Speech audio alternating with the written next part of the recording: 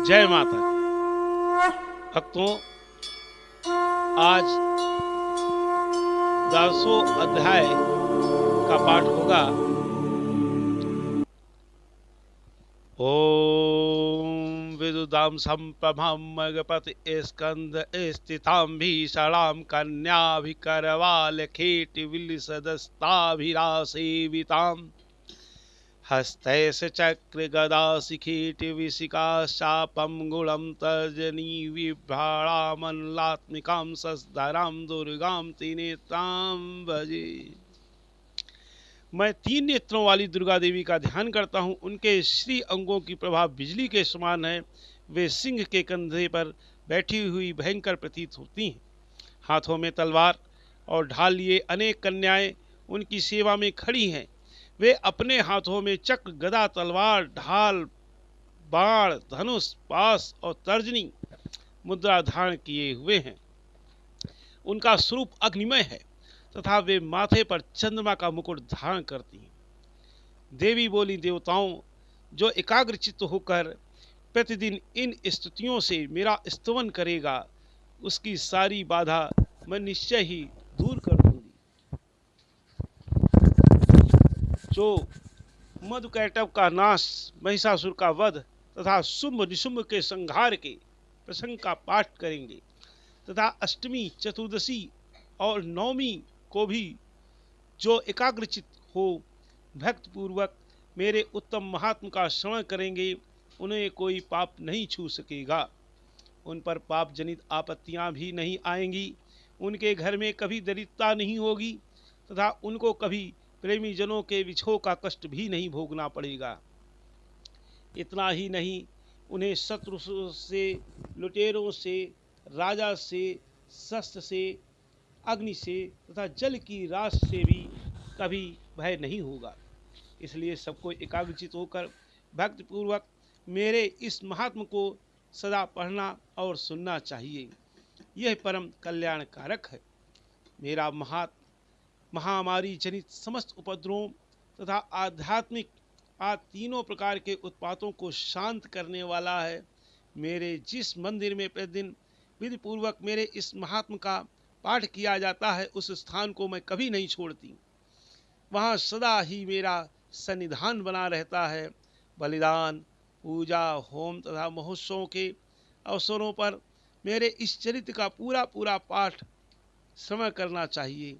ऐसा करने पर मनुष्य विधि को जानकर या बिना जाने भी मेरे लिए जो बलि, पूजा या होम आदि करेगा, उसे मैं बड़ी प्रसन्नता के साथ ग्रहण करूंगी। शरत काल में जो वार्षिक महापूजा की जाती है, उस अवसर पर जो मेरे इस महात्म को भक्तिपूर्वक सुनेगा, वह मनुष्य मेरे प्रसाद से सब बाधाओं से मुक्त तथा धन, धान्य एवं पुत्र से संपन्न होगा। इसमें तनिक भी संदेह नहीं है। मेरे इस महात्म, मेरे प्रादुर्भाव की सुंदर कथाएं तथा युद्ध में किए हुए मेरे पराक्रम सुनने से मनुष्य निर्भय हो जाता है। मेरे महात्म का श्रवण करने वाले पुरुषों के शत्रु नष्ट हो जाते हैं। उन्हें कल्याण की प्राप्ति होती है तथा उनका कुल आनंदित रहता है। सर्वत्र शांति कर्म में बुरे स्वप्न दिखाई देने पर तथा ग्रह जनित भयंकर पीड़ा उपस्थित होने पर मेरा महात्म श्रवण करना चाहिए। इससे सब विघ्न तथा भयंकर ग्रह पीड़ाएं शांत हो जाती हैं और मनुष्यों द्वारा देखा हुआ दुस्वप्न शुभ स्वप्न में परिवर्तित हो जाता है। बाल ग्रहों से आक्रांत हुए बालकों के लिए यह महात्म शांति कारक है तथा मनुष्यों के संगठन में फूट होने पर यह अच्छी प्रकार मित्रता कराने वाला होता है।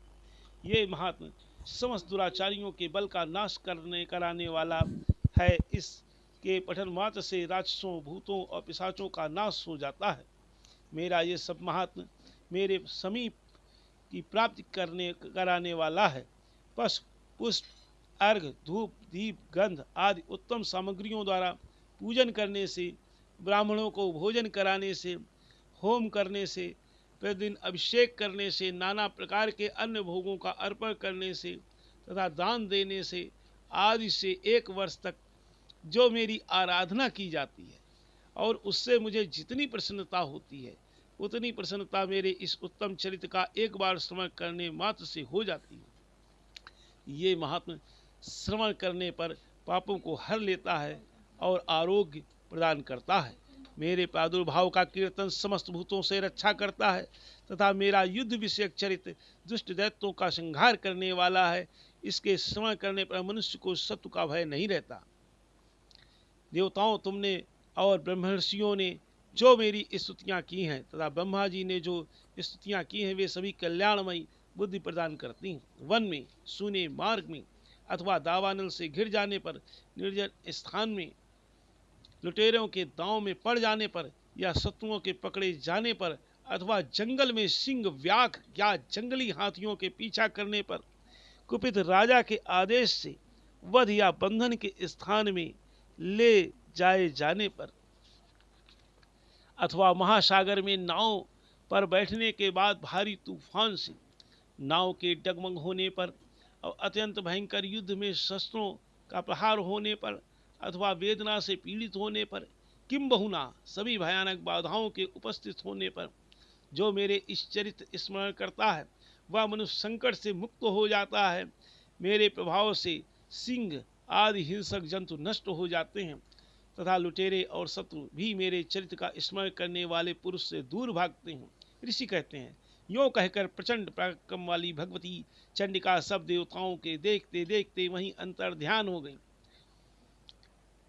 फिर समस्त देवता भी शत्रुओं के मारे जाने से निर्भय हो पहले की ही भांति यज्ञ भाग का उपभोग करते हुए अपने अपने अधिकार का पालन करने लगे। संसार का विध्वंस करने वाले महाभयंकर अतुल पराक्रमी देव शत्रु शुंभ तथा महाबली निशुंभ के युद्ध में देवी द्वारा मारे जाने पर शेष दैत्य पाताल लोक में चले आए। राजन, इस प्रकार भगवती अंबिका देवी नित्य होती हुई भी पुनः पुनः प्रकट होकर जगत की रक्षा करती हैं। वे ही इस विश्व को मोहित करती हैं, वे ही जगत को जन्म देती हैं तथा वे ही प्रार्थना करने पर संतुष्ट हो जाती हैं, विज्ञान एवं समृद्धि प्रदान करती हैं। राजन, महाप्रलय के समय महामारी स्वरूप धारण करने वाली वे महाकाली ही समस्त ब्रह्मांड में व्याप्त हैं। वे ही समय समय पर महामारी होती और वे ही स्वयं अजन्मा होती हुई भी सृष्टि के रूप में प्रकट होती हैं। वे सनातनी देवी ही समयानुसार संपूर्ण भूतों की रक्षा करती हैं। मनुष्यों के अभ्युदय के समय वे ही घर में लक्ष्मी के रूप में स्थित हो उन्नत प्रदान करती हैं और वे ही अभाव के समय दरिद्रता बनकर विनाश का कारण होती हैं। पुष्प, धूप और गंध आदि से पूजन करके उनकी स्तुति करने पर वे ही धन, पुत्र, धार्मिक बुद्धि और उत्तम गति प्रदान करती हैं। मित्रों, अगर आपको ये पसंद आया हो तो इसे आप शेयर करें और अधिक से अधिक जो है इसमें जय माता की लिखें। जय माता की। बम बम भोलेनाथ की। श्री राधे राधे।